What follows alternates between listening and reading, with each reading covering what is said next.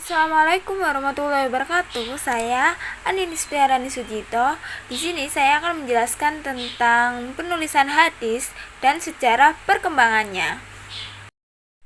Pertama-tama, saya akan menjelaskan tentang sejarah awal penulisan hadis. Pada masa Rasulullah SAW, hadis sudah mulai ditulis meskipun sebagian besar masih dihafal. Penulisan hadis pada masa ini bersifat individual dan sangat terbatas, dilakukan oleh sahabat yang memiliki kemampuan menulis seperti Abdullah bin Umar yang memiliki catatan pribadi tentang hadis. Namun, secara umum, fokus utama para sahabat adalah menulis dan menghafal Al-Quran, karena wahyu ini masih dalam proses penurunan dan sangat diperhatikan keasliannya. Nabi juga membatasi penulisan hadis secara masif karena kekhawatiran hadis akan tercampur dengan wahyu Al-Quran.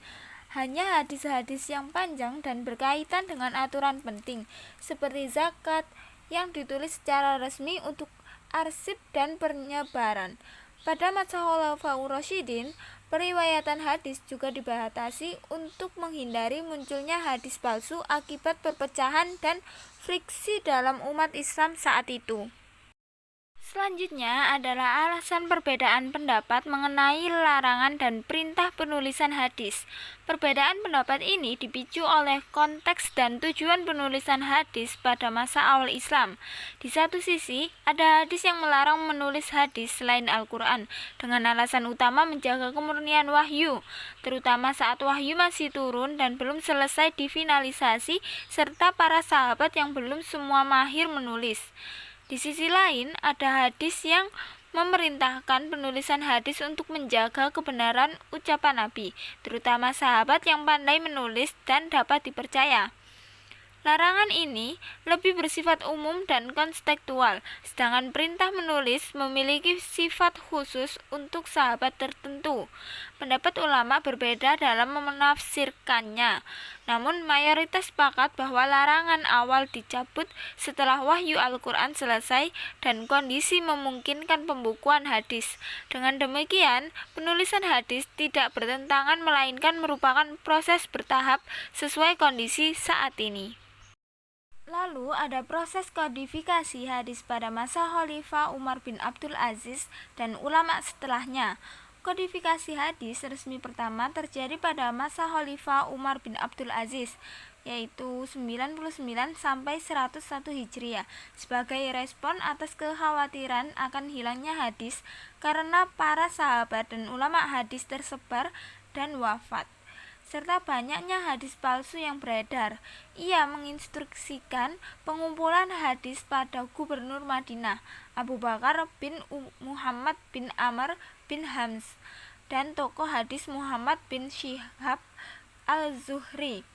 Hasil kodifikasi awal ini berupa catatan hadis yang bervariasi kelengkapannya, dan kitab-kitab kodifikasi resmi yang lengkap tidak seluruhnya sampai kepada kita. Kitab kodifikasi terlama yang masih ada hingga sekarang adalah Al-Muwatta karya Malik bin Anas yang berisi hadis Nabi, fatwa sahabat, dan pendapat tabi'in. Setelah masa ini, banyak ulama meneruskan usaha kodifikasi dengan fokus yang berbeda-beda.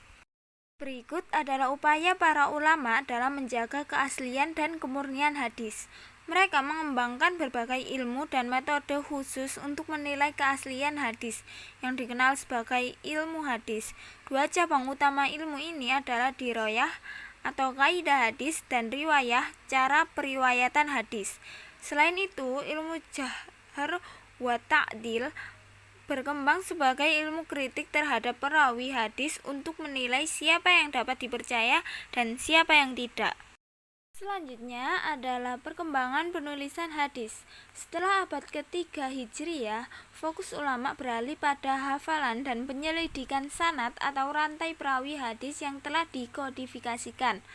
Gelar keahlian seperti Al-Hafiz dan Al-Hakim muncul sebagai tanda keunggulan dalam ilmu hadis.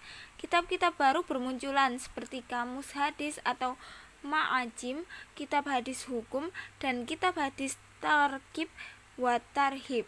Pada masa modern, berbagai karya hadis terus diberi penjelasan atau disusun ulang agar lebih mudah dipahami. Penyusunan indeks hadis memudahkan pencarian hadis dan memperkaya literatur keilmuan hadis. Disiplin ilmu baru seperti ilmu gharib al-hadits yang mempelajari kata-kata asing dalam hadis turut berkembang sebagai bagian dari pendalaman kajian hadis. Cukup sekian penjelasan dari saya. Jangan lupa like dan subscribe. Wassalamualaikum warahmatullahi wabarakatuh.